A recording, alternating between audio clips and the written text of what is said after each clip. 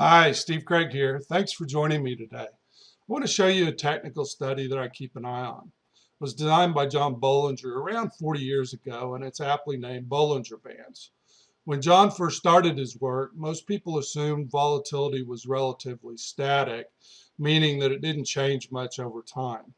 Way back then, John knew that that wasn't true, and it's certainly not true now. Markets move from periods of relatively low volatility to periods of high volatility, and vice versa with seeming ease. Even seasoned professionals can be overwhelmed by periods of extreme volatility.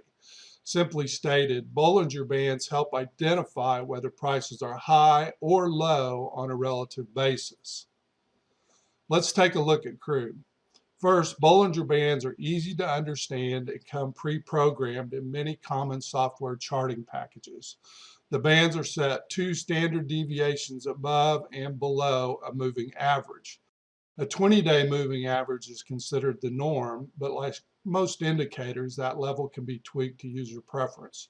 I've settled on a 19-day moving average for the energy commodities. The first thing that should jump out at you is how well the price action is contained within the Bollinger Bands. It's an almost perfect fit, but there's more.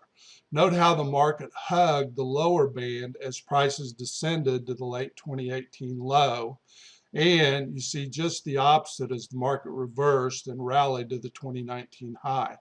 It's very common to see this type of price behavior in a trending market.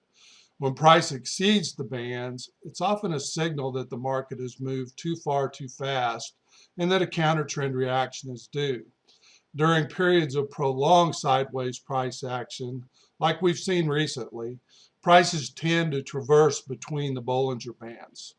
Now, admittedly, this is a simplified view of Bollinger's work, and you can find him on the web for more detail.